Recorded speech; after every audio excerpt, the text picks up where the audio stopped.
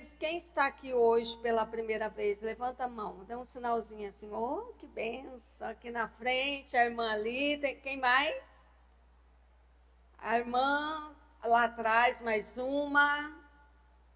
As irmãs vão dar aqui também, lá. Então, uma aqui, outra ali, outra lá. As irmãs, aqui também tem a senhora aqui essa daqui também, de óculos, é a primeira vez. Seja bem-vinda. A todas, sejam bem-vindas, em nome do Senhor Jesus. Que o Senhor Deus possa fazer uma grande obra na sua vida nessa noite.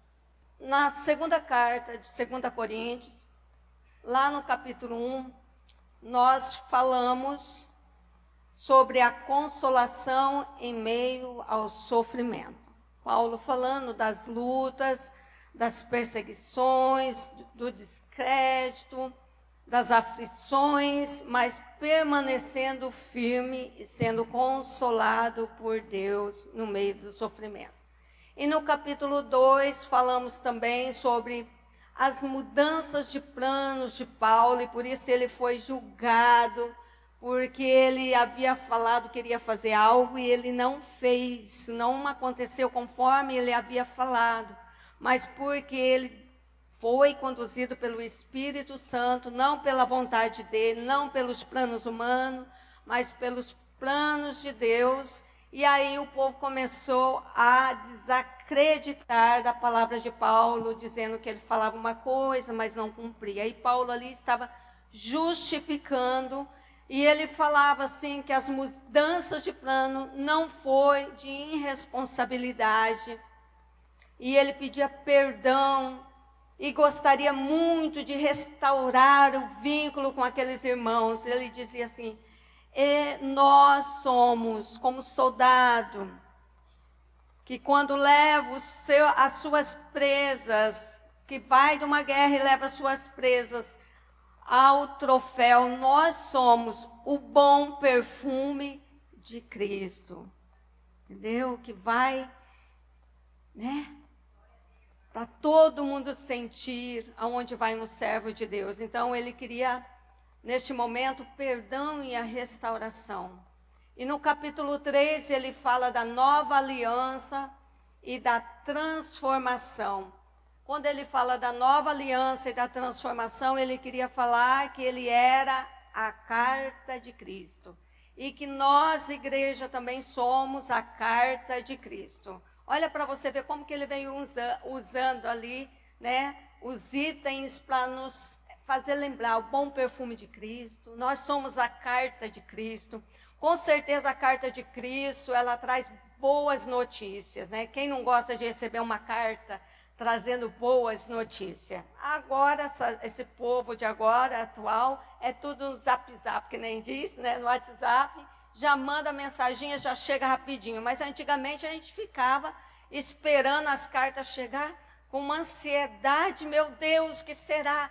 A hora que o carteiro passava, a gente já estava ali aguardando. Quando não vinha a carta, a gente ficava tristinha, mas quando vinha a carta dos nossos familiares que estavam longe, nós ficávamos felizes, porque, meu Deus, recebi uma carta da minha irmã, da minha tia, como será que está? Aí algumas cartas, a gente abria a carta, a gente tinha surpresa, que era surpresa boa, falando que fulano estava grávido, que fulano casou, que estava acontecendo coisas boas, que compraram uma fazenda. Aí a gente ficava feliz e vivia aquela alegria de receber aquela boa notícia. Mas tinha carta que falava: infelizmente, essa carta não lhe traz boa notícia, porque morreu fulano, morreu ciclano.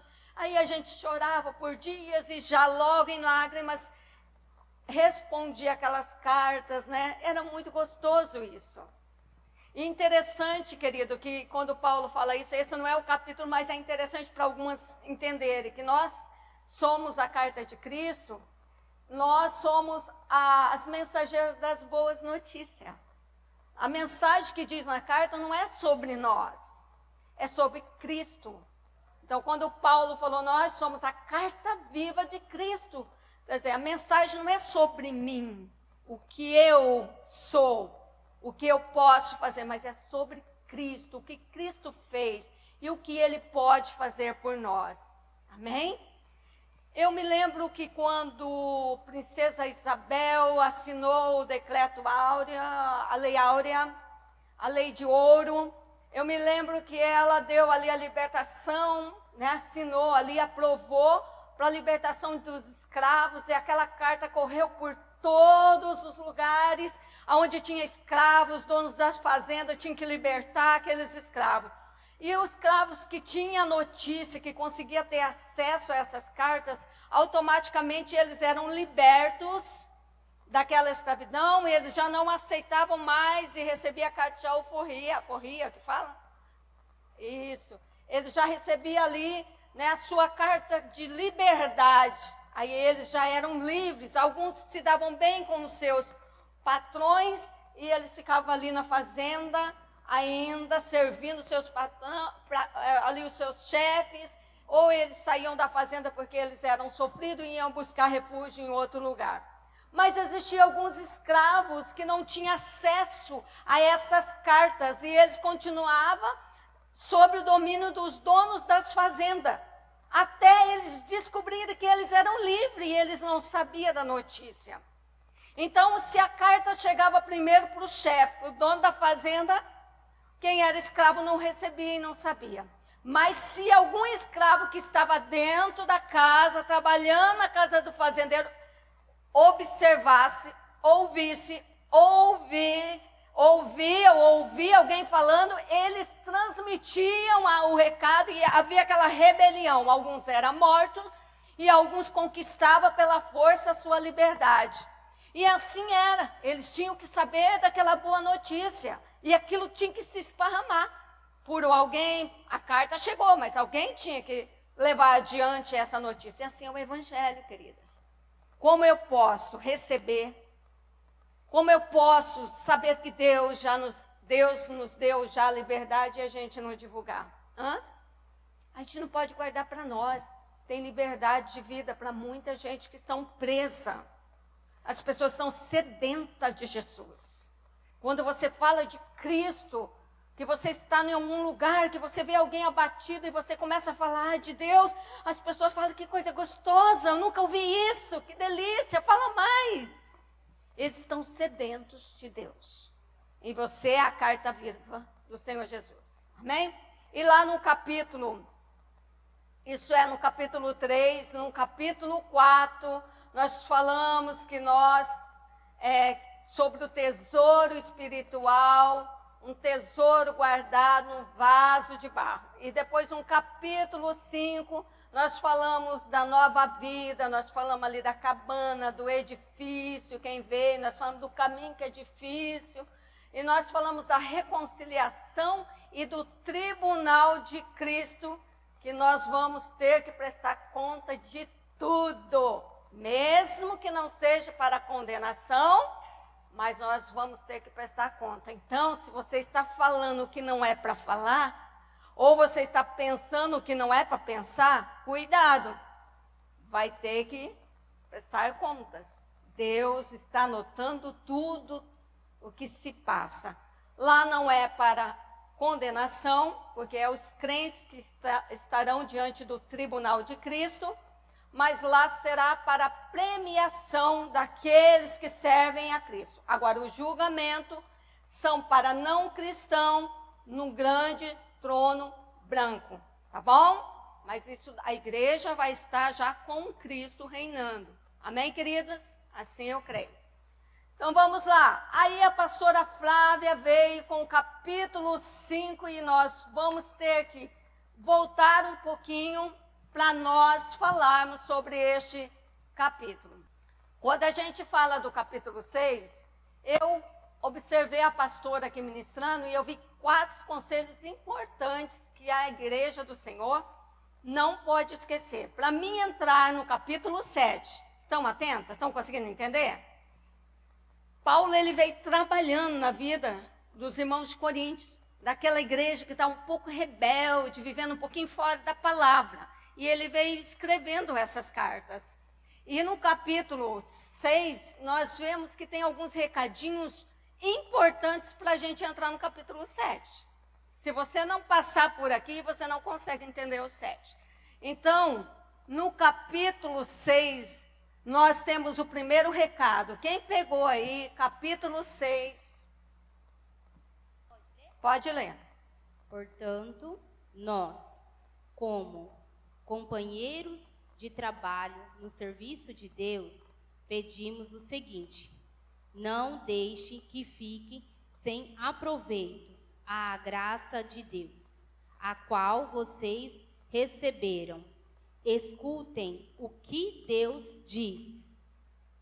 Quando chegou o tempo de mostrar a minha bondade, eu atendi o seu pedido e o socorri quando chegou o dia da salvação.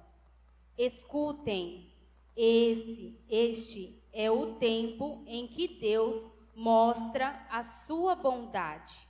Hoje é o dia de ser salvo. Olha, não deixe que fique sem aproveito. Então, a graça de Deus é o favor de Deus que nos alcançou. Então, se Deus nos alcançou pela graça dele, pelo um favor que nós não merecíamos, que é um presente dado por Deus para fazermos levar até Deus, e nós temos essa graça de Deus, então nós não podemos desperdiçar essa graça, usar ela em vão. Se nós somos salvos, crente em Cristo Jesus, nós temos que utilizar dessa graça bendita de Deus, que é o favor de Deus que nos alcançou, mesmo a gente não merecendo, mas ele deu da sua graça. A gente fala que a graça de Deus é um braço que estende para toda a humanidade. Aqueles que querem se agarrar no braço de Deus, ele fica seguro pela essa graça. Sabe aquele dia que você não consegue caminhar, aquele dia que você está vivendo em aflição? É o dia que você fala: Senhor, me dá graça. Aí você fala: Senhor, me dê do seu poder. Senhor, me dá um pouquinho da sua misericórdia, da tua bondade para me suportar. Me dê da sua graça. Então, não devemos desperdiçar a graça e depois levar a vida cristã a sério. Que está no versículo 2, que ela diz que a salvação veio para nós e veio hoje. Então, como cristão, nós não devemos desperdiçar a graça e devemos levar a vida cristã a sério, que a pastora leu todo aquele contexto, todo aquele texto dizendo que ali ele estava se envolvendo com pessoas que não serviam a Deus, estavam ali se misturando, se contaminando, e nós que era cristão não deveríamos nos contaminar com aqueles que não serviam a Deus de verdade. Tá bom, essa não é a minha mensagem de hoje, mas só para vocês lembrar. Vamos lá, quem pegou 2 Coríntios capítulo 6, versículo 4 ao 13, para ler para nós. Pelo contrário, em tudo recomendamo-nos a nós mesmos como os ministros de Deus, na muita paciência, nas aflições, nas privações, nas angústias, nos açoites, nas prisões, nos tumultos, nos trabalhos, nas vigílias, nos jejuns, na pureza, no saber, na longanimidade, na bondade, no Espírito Santo, no amor não fingido, na palavra da verdade, no poder de Deus, pelas armas da justiça, quer ofensivas, quer defensivas, por honra e por desonra, por infâmia ou por boa fama, como enganadores e sendo verdadeiros, como desconhecidos e, entretanto, bem conhecidos, como se estivéssemos morrendo, e, contudo, eis que vivemos, como castigados, porém não mortos, entristecidos, mas sempre alegres, pobres, mas enriquecendo a muitos, nada tendo, mas possuindo tudo.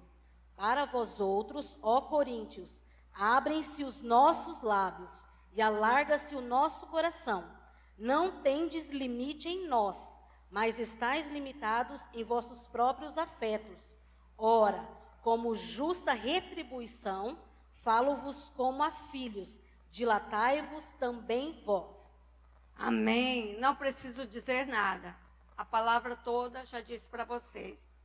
Para perseverar nas dificuldades, acreditando que você tem as armas tanto para se defender, como para ir em frente de luta. Amém? Ofensiva e defensiva, tá, queridos? Mas não contra o irmão, contra o diabo. Vamos lá. Agora, quem pegou 2 Coríntios, capítulo 6, versículo 14 e 18? Você, pastora? Não estejais unidos em julgo desigual com incrédulos, pois que companheirismo tem a justiça com a injustiça? Ou que comunhão tem a luz com as trevas? E que harmonia há entre Cristo e Belial? Ou que parte tem o crente com o infiel? E que acordo tem o templo de Deus com ídolos? Porque vós sois o templo de Deus vivo. Como Deus disse, habitarei neles e andarei entre eles, e eu serei o seu Deus, e eles serão o meu povo.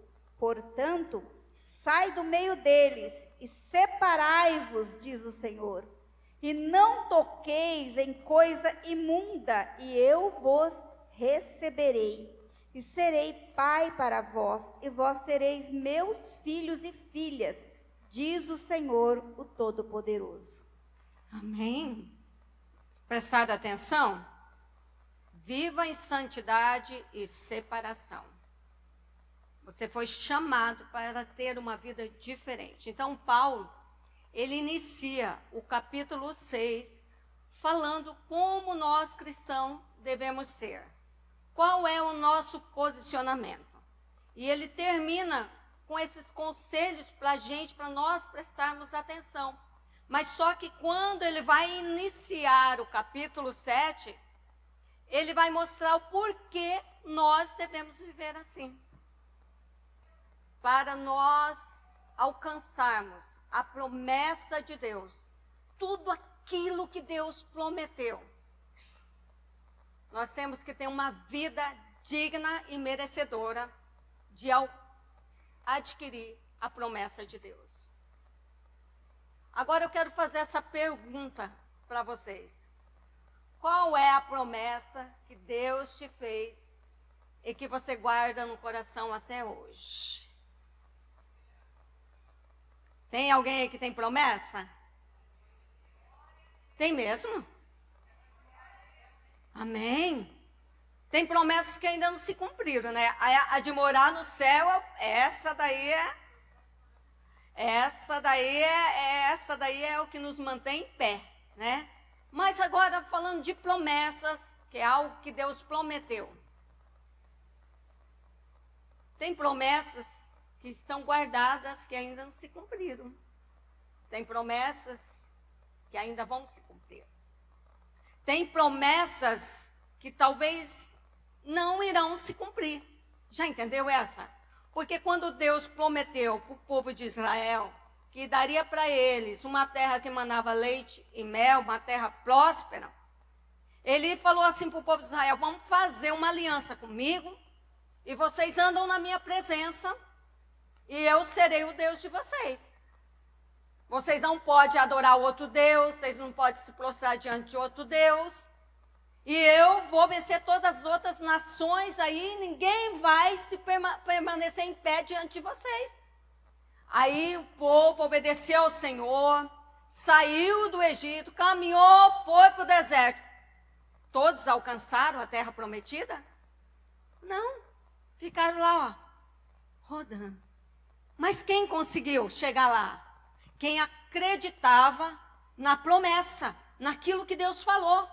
Porque aqueles que não acreditaram começaram a reclamar no deserto, ficar perturbado, angustiado, ficaram por lá mesmo.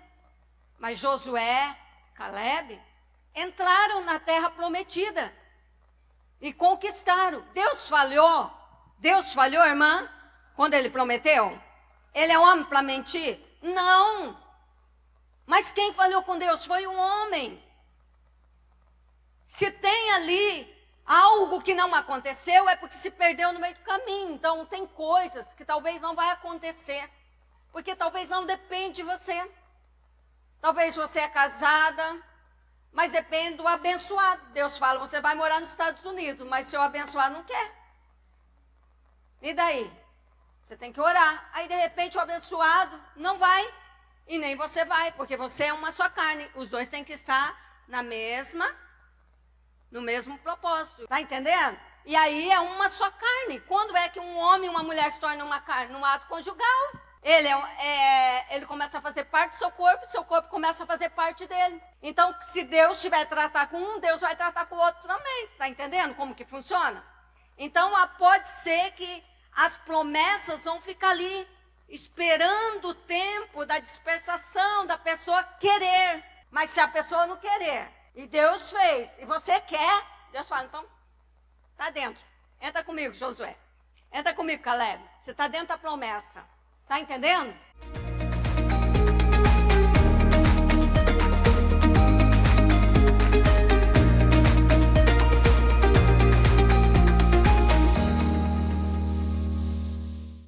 Confira os dias de cultos da IBR Sede Maringá. Segunda, culto de oração às 19 horas. Apóstolo Celso Santos. Terça, temos a terça profética às 19 horas. Apóstolo Celso Santos. Quarta, às 14 horas tarde da bênção. E às 19 horas, quarta da vitória. Quinta, às 19 horas, código do crescimento. Sexta, culto de libertação e vitória. Com apóstolo Celso Santos. Às 19 horas e 30 minutos, culto com ministério Tim. Encontrei no Templo Anexo. Sábado, às 19 horas, culto com o ATM Jovem. Domingo, culto da família às 9 horas da manhã, com o pastor Maurício Santos. E às 18 horas, com o apóstolo Celso Santos. E todo primeiro domingo do mês, temos a Santa Ceia do Senhor. IBR Sede Maringá, Avenida Mauá, 1008, Vila Operária, Igreja Batista Renovada, onde a nossa família recebe a sua família.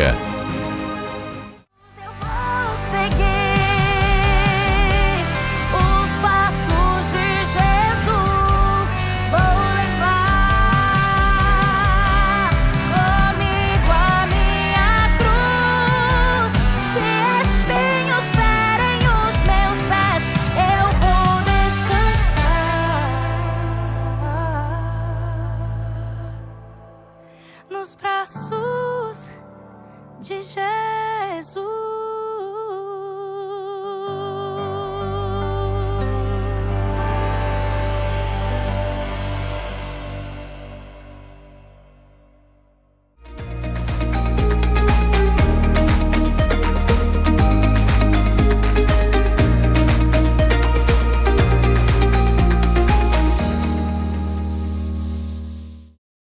Deus tem uma promessa comigo. Deus tem uma promessa com você. E aqui, ó, qual promessa te mantém de pé hoje? O que te faz manter em pé? Mesmo quando tudo dá errado. Garanto que quando você pensou em desistir, algo deu errado na sua vida, você lembrou, Deus falou. Deus não mentiu. Sabe quando eu pensei em desistir um dia na minha vida? Eu nunca esqueço isso. Deus, Ele prometeu muitas coisas na minha vida. De 100% que Deus prometeu, vou dizer para você que 98% Deus já cumpriu. Falta os 2%. E esse 2% é o que me manteve em pé até o dia de hoje. Sabe aquele dia que deu tudo errado? Sabe aquele dia que a tua cabeça está confusa, com muitas vozes? Aí você fala, eu vou desistir, vou parar. Aí Deus fala, ainda tem promessas para se cumprir. Né? A minha primeira viagem para Israel foi sem dinheiro. Deus usou uma mulher antes do ano de 2000. Não sei se era 1997, por aí, ou 98. O Senhor falou que eu pisaria em Israel. Coitadinha da pastora, não tinha nem comida direito em casa, não tinha nem alimento para meus filhos, não tinha dinheiro nem para pagar o aluguel. Andava de a pé, com roupa que os outros me davam, quanto mais ir para Israel. Mas havia uma promessa. Quando foi no ano de 2007, eu pisei em Israel. E o Senhor falou assim, você vai primeiro que o pastor, na época ele era pastor, não apóstolo. Você vai primeiro, e eu também não era pastora. Eu era missionária. Você vai primeiro com o meu filho. Falei, meu Deus, é ele que tem que ir, não eu. Mas Deus me deu esse presente. E eu fui no ano de 2007. Já fui outras vezes. Eu falei, Deus, eu vim uma vez, agora eu quero ir de novo. Porque quando eu fui eu não tinha dinheiro. Passei uma prova, fiquei sem comer. Depois história para outro dia. Tá entendendo? Porque eu falava que eu não comia comida de lá. Tu se lembra? Cheguei magra, porque eu só tinha uma alimentação. Porque eu não tinha dinheiro para comer a outra alimentação. Pouco dinheiro, mala arrebentou no meio do caminho. Deus usou um irmão da presbiteriana, um irmão presbiteriano Alcides, comprou a mala para mim, porque a roupa já estava no saco. Foi aquela viagem de Deus, missionária, mas eu fui passei por 5 países, até Paris eu passei. E o lugar mais lindo que eu fui, a ilha de Patmos. Passei lá por Corinto, Efésios. Eu fui para esses lugares, querido. Está entendendo como que é a promessa de Deus? Isso me faz acreditar que esses 2% vai acontecer. Se não acontecer também, ele continua sendo Deus. Amém? Dele eu não largo. Ele sabe disso. Amém? Então, passa para o próximo slide. Oi? Eu acho que colocou o texto junto, ou deu erro? Faltou um, que é o slide 2.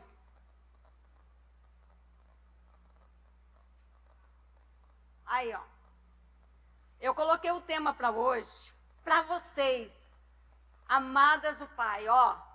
E vocês vão ler comigo o tema lá em cima e depois o texto embaixo. Amém? 1, 2, 3. Vivendo.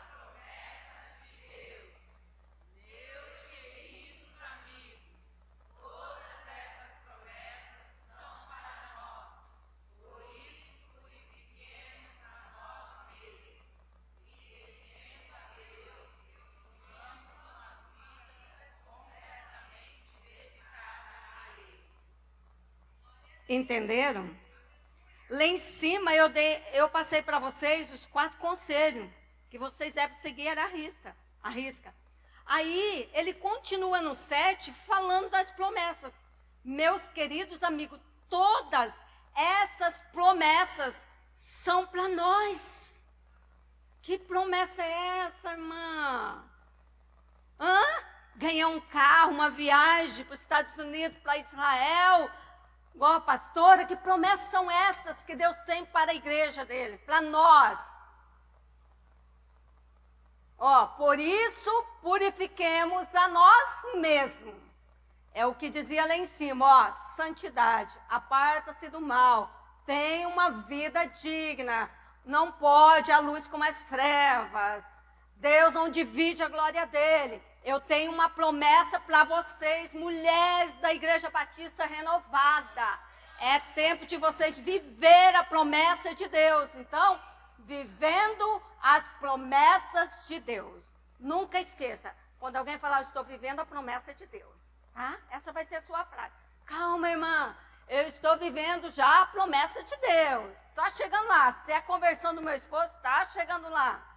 Mas primeiro, vocês entenderam que vem um processo para depois vir a promessa. Próximo slide, 3.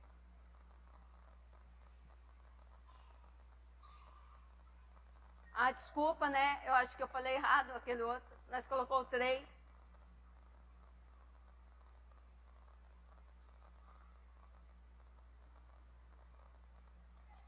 Esse daí já é os 5, isso? É? Desculpa lá, amigos.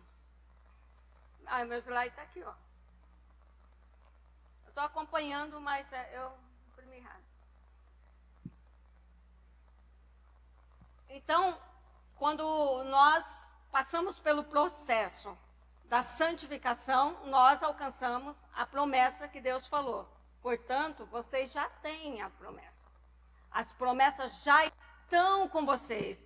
Portanto, vivam a promessa que eu já passei para vocês, tá bom?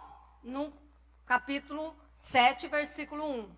Agora, as promessas que Deus e que Paulo está falando ali pelo Espírito Santo, as promessas, elas são espirituais. Vocês vão entender que promessas são essas.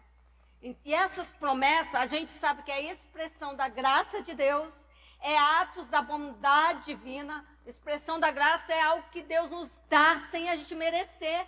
Fala, eu vou dar lá a promessinha aí para a pastora Rose, uma grande promessa dela vai ter grandes nações, vai gerar povos, né? Então, quer dizer, é uma promessa espiritual. É algo que Deus colocou no meu coração desde criança, de estar numa igreja, de casar com um pastor. O Espírito Santo já vem vindo, né? Colocando ali, casei com um pastor. E hoje Deus falava assim, você vai ter muitos filhos. Eu falei, meu Deus, acho que é 12, 13, né? Igual as nossas mães. E hoje, vocês são os nossos filhos espirituais. Né, Gilmara? Já acompanhou as promessas, né? Aí, ó. Amiga de solteira antes de casar. Dá um sinalzinho assim, Gilmara. A gente tem umas fotos bem lindas, né? Misericórdia. Nós somos melhores hoje, amiga. A gente andava juntas, né? Amiga inseparável. Estava namorando, casou e eu estava namorando. Daí eu ia na casa dela, ela casadinha de nova, nós íamos filar a boia lá na casa dela. Era uma benção. Andava comigo. E eu lembro que eu levei um presente para você. Um presente muito estranho, um pica-pau. Você lembra do pica-pau? Jesus, eu gostava tanto de você que eu dei um pica-pau para você desse tamanho assim, um bichinho feio, né? Olha, tá vendo? Tá ali sentado, não estou mentindo, hein? É testemunha viva que Deus coloca na terra. Então é um ato da bondade de Deus, é pela bondade de Deus divina que Ele nos faz essa promessa. E nós não conquistamos por mérito, tá entendendo, irmã? Não porque eu sou a pastora, não porque eu sou rica, porque eu sei falar melhor, ou porque isso, porque aquilo. Não, nós não conquistamos por nosso mérito, mas pela bondade de Deus e pela graça divina. Passa para o próximo. Agora vocês vão descobrir quais promessas que Deus prometeu. Alguém pegou aí o capítulo, outra pessoa pegou o capítulo 2 Coríntios, capítulo 6, versículos 16 e 18? Você, linda. Aqui, meu amor. Censo tem o templo de Deus com os ídolos, porque vós sois o templo de Deus vivente, como Deus disse, nele habitarei e entre eles andarei e eu sararei o seu Deus, e eles serão o meu povo. Pelo que sai do meio deles, e apartar-vos, diz o Senhor, e não toqueis nada imundo, e eu vos receberei. E eu serei para vós pai, e vós serei para mim filho e filha, diz o Senhor Todo-Poderoso. Ele será o nosso pai, nós seremos seus filhos e vossas filhas, nós seremos suas filhas. Estão entendendo? A promessa que Deus fez. Vamos explicar lá. Então, nesse capítulo, ele faz parte, esse versículo, ele faz parte do capítulo 1 ao capítulo 7, do versículo 1 do capítulo 7. Porque Paulo disse lá, para nós, como companheiros de trabalho no serviço de Deus, pedimos o seguinte, não deixa... Ai, desculpa, querido, eu estou indo lá para o 7. Mas, queridos amigos, todas essas promessas são para vós, são para nós. Por isso, purificamos a nós mesmos. Ela começou a ler, apartai-vos, não entre, não fique no meio daquilo que pode contaminar, te afastar de Deus, daquilo que pode te afastar da promessa de Deus. Ali no capítulo 7, versículo 1 diz, todas essas promessas são para nós. É as promessas lá em cima que foram citadas no estudo da pastora Flávia. E vocês têm que lembrar dessa promessa todos os dias da vida de vocês. Estão entendendo o que a pastora está falando? Né? É um estudo, pode ser que alguém não está acompanhando o raciocínio. Se quiser perguntar, pode perguntar, tá bom? Levanta a mão, dentro do assunto a gente responde. Se eu souber responder, eu respondo agora, senão eu falo, outro dia eu trago a resposta. Então, esse capítulo é uma promessa de Deus. Deus promete, tá? Deus conosco. Ele está falando da presença dele conosco. Então, ele habitaria conosco. Algumas traduções, habitarei com eles. Isso significa a presença de Deus comigo. Eu tenho a promessa da presença dele. Então, por que eu vou temer se Deus está comigo? Por que eu vou fazer as coisas erradas se Deus está comigo? Eu tenho a promessa dele. Ele está comigo. A presença dele está comigo. E segundo, nosso Deus, ele seria o nosso Deus. Ele daria direção, proteção e provisão. Essa é uma promessa de Deus para aqueles que ele cuida, que ele zela. Então, ele dá direção, proteção e provisão. Essas são as promessas de Deus para a sua vida hoje, queridos. Está precisando de algo? Está precisando de uma direção?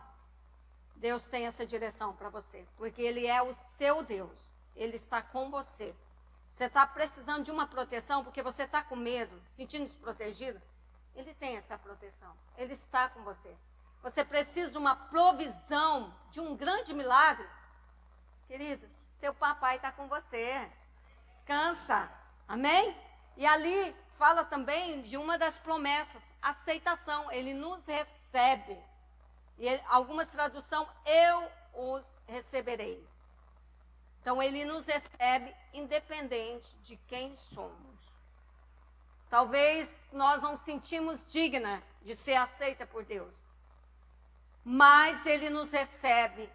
E se nós sentimos deficiência ou não conseguimos ter uma vida digna de salvação ou uma vida limpa, se hoje nós falarmos, Deus, eu não consigo, eu preciso mudar algumas coisas na minha vida, ele, o Deus que está fazendo essa promessa para você, ele pode te limpar e te ajudar. Talvez algumas mulheres estão com vícios, talvez alguns vícios que te impedem de se aproximar de Deus. Talvez o vício da mentira, talvez o vício de tomar posse de alguma coisa que não é sua, talvez o vício do cigarro, da bebida, talvez da ira, dos maus tratos, e essas coisas te afastam de Deus, afasta você da graça de Deus, da presença de Deus. Então hoje, se você não consegue ter uma vida que agrade o teu Pai, é só pedir para Ele, me ajuda, Senhor, acrescente a minha fé, me ajuda a acreditar que eu posso mudar os meus comportamentos. Talvez você não é tão pecadora, mas são pecados que te impedem de pisar nas promessas que Deus tem.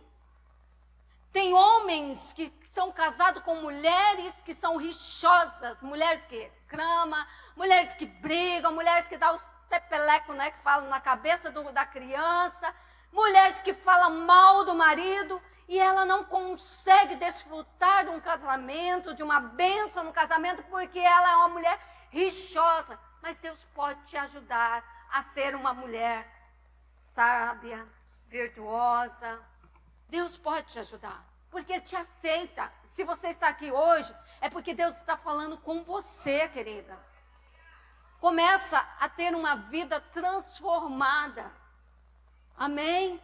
Não importa como você é. Você lembra de Rebeca, de Sara? Eram mulheres consideradas pela Bíblia mulheres dignas de ser lembradas, mulheres honrosas, de caráter, uma boa esposa, uma boa serva, temia a Deus. Mas vocês lembram também de Ruth? Ruth era uma moabita. O que Ruth tinha para Deus aceitar? Ela tinha vontade de seguir o Deus de Noemi. Porque antes ela seguia os seus deuses, mas o dia que ela falou assim, Noemi, eu vou com você, o seu Deus vai ser meu Deus. O teu povo será meu povo. Ela tomou uma decisão de mudança. Aí Deus falou, vem para cá, vem para o lado de dentro. Você vai viver as promessas de Deus. Está acontecendo alguma coisa na sua vida que não está dando certo? Começa a pensar. Começa a pensar. Será que é eu, Deus? Deus está te chamando hoje para a responsabilidade, para viver as promessas dele. Amém? Depois, a pastora falou também, pastora, eu tinha que falar dessas promessas, porque meu tema era promessas. Amém. Então, voltei um pouquinho para ela, porque ela falou todo o contexto dali do capítulo 6, e eu voltei para cá porque eu achei importante, porque eu sei que Deus quer fazer algo na sua vida e na minha vida. Então, ele disse aqui também, nessas promessas, que ele seria o nosso pai.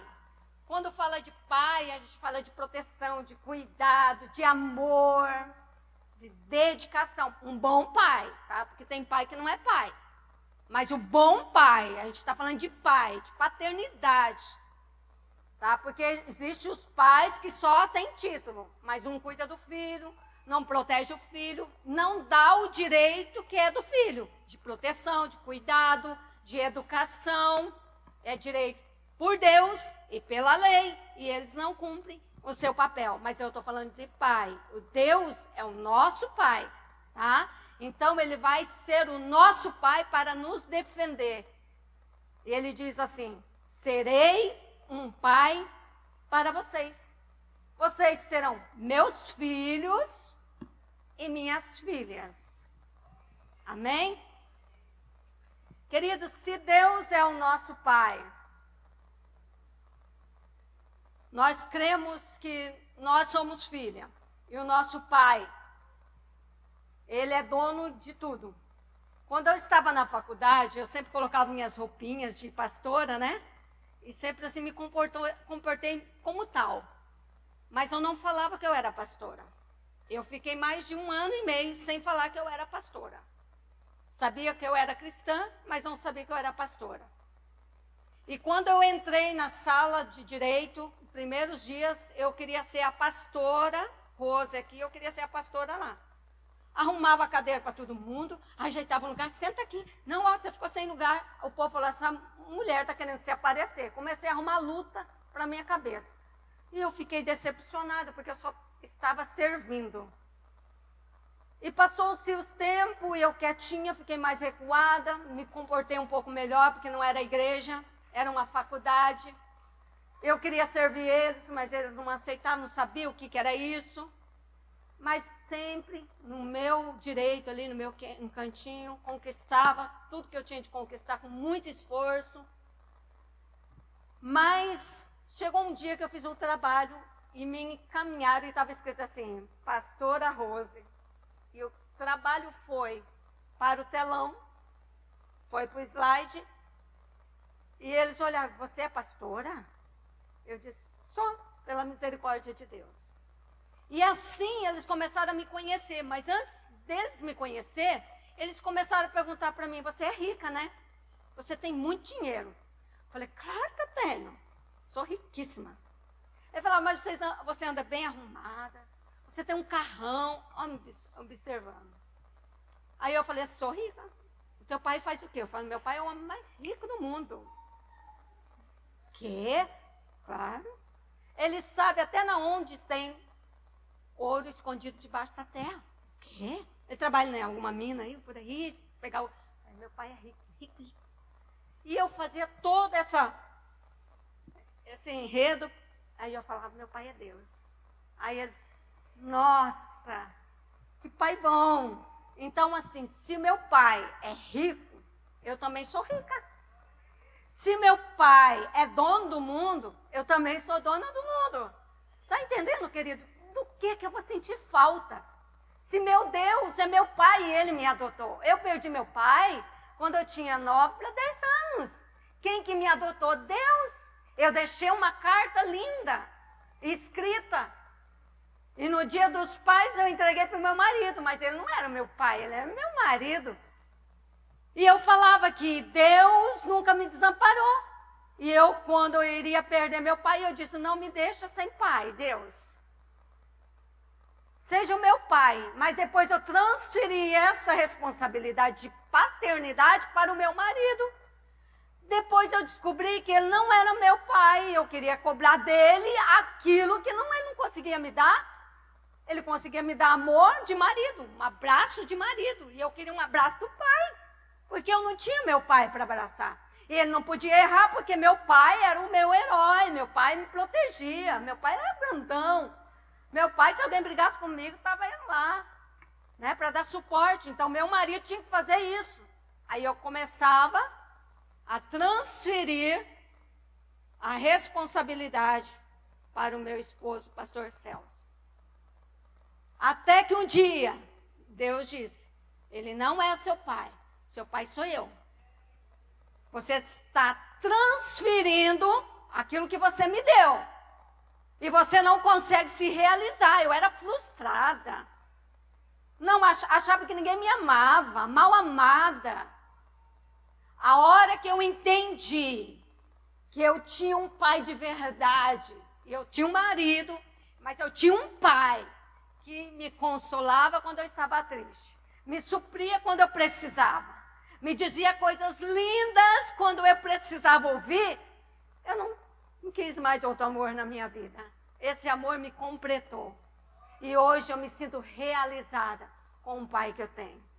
Aí, comecei a ter uma vida diferente. Comecei a me comportar como filha. Mas não mais como alguém desconhecida. E Deus sempre assim, quero ser seu pai. Mas eu falava, amém, eu te quero, pai. Mas eu pegava, saía do braço do pai, ia para o esposo. E meu pai ficava me esperando. Todo dia, de braços abertos. Agora, minha querida, sabe aquele dia que eu estou com saudade dele? Falo, papai, a gente não conversou ontem. Vamos trocar umas ideias. Acordo mais cedo, para ninguém me ver falar com ele. Acordo 4, 5 da manhã. Falo, tá nós dois aqui, papai. Aí eu danço para ele. Parece loucura, né? Coloco um hino. Eu digo para ele, eu não tenho uma voz mais linda, mas eu quero cantar para o Senhor. Eu canto para ele. Eu digo que eu amo ele. E quando eu dou conta, as horas já passaram. É disso que eu estou falando, queridas. Deus quer ser seu pai. E você nunca mais vai sentir falta de nada na sua vida. Não tenta buscar outros amores. Amores de homens falham. Filhos te amam hoje, amanhã casam, já amam a mulher ou o esposo, já vão viver a vida deles. E você acaba querendo o amor de seus filhos, seus netos, e sempre vai estar buscando. Mas de Deus, não, Ele vai estar sempre presente com você. Você pode viver sozinha numa casinha, lá no mais longe, lá numa fazenda, num sítio. Mas se teu pai estiver com você, você vai ser feliz naquela casa. Você vai ser a pessoa mais feliz do mundo. Amém? Essa é a Vanusa. Quem conhece elas? Ela, né? Todo mundo, né? A mulher mais famosa, porque Jesus te fez famosa. Você é filha do rei. Vanusa, até hoje você é a Vanusa. Casada com o Sandro, mãe do Alan, do Samuel, filho da Dona Maria, do seu Walter. E a Vanusa tem uma identidade. E o nome dela está escrito nessa identidade. Vanusa, não sei o que lá, Martins. Aí, hoje eu vou dar uma nova identidade para ela. Que é a identidade de princesa. Hoje ela está tomando posse. Vanusa, o reino é seu. Você tem as servas, as suas servas, sob o seu comando. Você, como princesa, você pode tomar conta do seu reino. Porque hoje Deus te deu uma identidade, esse é seu trono, tá? Agora eu queria saber como uma princesa se senta. Como uma princesa se senta.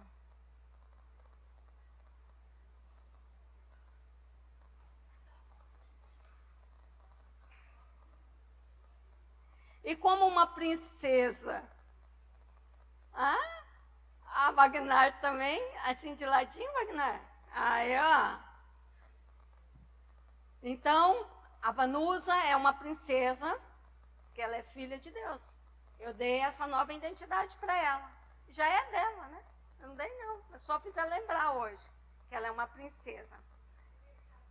Como uma princesa fala? Ela fala qualquer coisa? Não. Se você tivesse de dar uma palavra para o seu reino, o que você diria para o seu reino?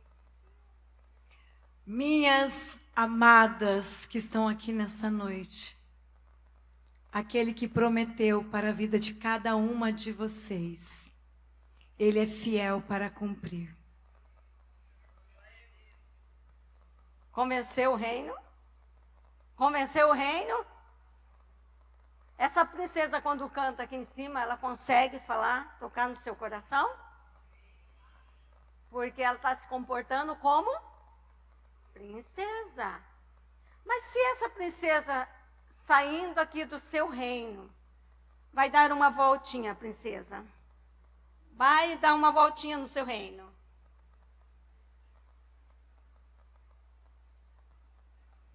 Ela está arrumando agir.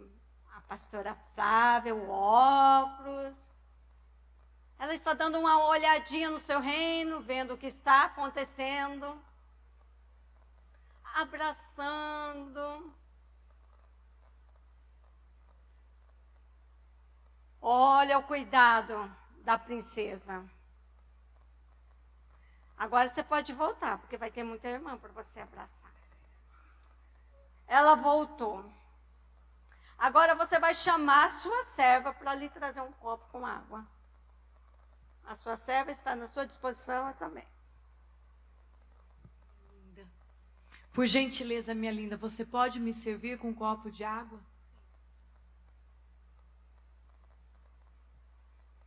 Ela se comportou como princesa? Sim? A Vanusa é uma princesa? Gente, não tinha princesa mais linda para me pegar aqui hoje. E ela é uma princesa. Eu conheço essa princesa há muitos anos. Né? Amém. A princesa também chora. Toma aguinha. Então a princesa, ela senta como uma princesa. Ela se comporta como uma princesa. Ela se relaciona como uma princesa. E ela dá uma olhadinha no seu reino, ali no reino, porque ela é filha de Deus, princesa. O reino é do pai dela. O pai não morreu ainda, o pai está vivo. Deus não vai morrer, mas Deus está vivo. E ela tem que cuidar desse reino para o pai. O pai está cuidando de coisas maiores e ela está cuidando deste reino para o pai dela. Então, ela está se representando o Pai, o reino de Deus aqui na terra. E ela tem que se comportar como tal. Agora, você vai falar com a sua serva de uma forma que uma rainha não faz. De uma forma... Agora, a falsa rainha, tá? A falsa princesa. Nossa, eu te pedi um copo de água, você me trouxe uma água quente. Pelo amor de Deus. Dá uma olhada no reino, se relaciona com o seu povo. Essa já não é a princesa.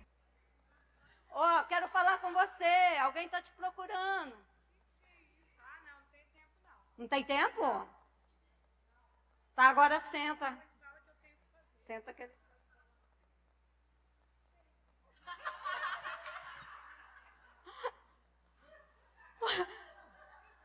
Tem rainha, tem princesa que se diz princesa e se comporta desse jeito. Quando abre a boca, não parece representante do reino.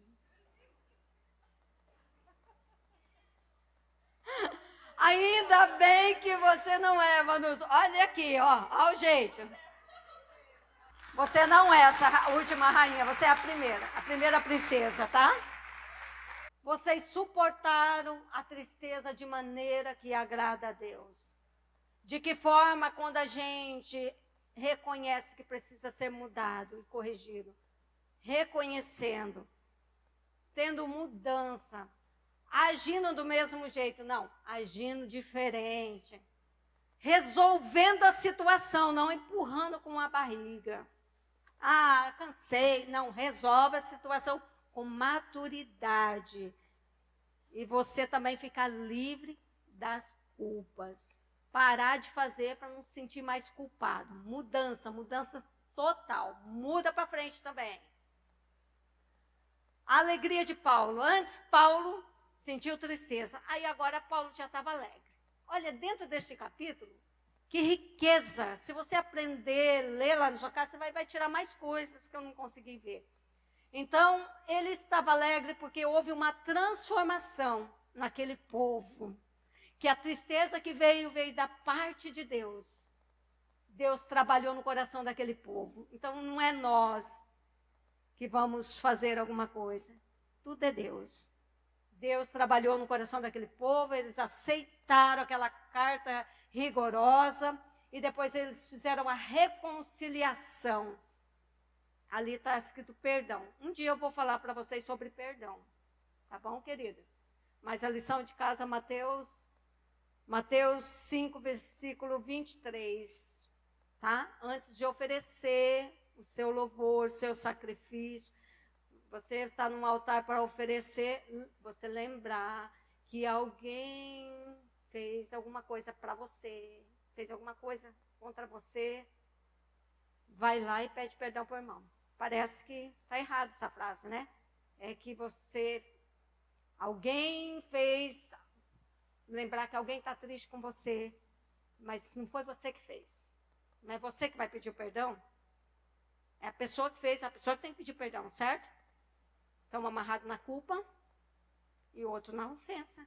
Se você descobrir que o teu irmão está triste com você, vai lá pedir perdão para ele. Desamarra isso daí lá. Ele vai ser livre da culpa. Está entendendo? Não tem problema, você vai estar livre. Você está livre da culpa e ele da ofensa, né? Porque ele se sente ofendido e você culpado. Porque ele está falando, ela é culpada. Eu estou saindo da igreja por causa da Gi. Espera aí, Aldemir, não, me perdoa em nome de Jesus. Está quebrado isso. Está destruído. Você está livre para servir Deus, não é eu que vou te impedir. Agora, papai, pedi perdão, ela não me perdoou. Está aqui no teu altar.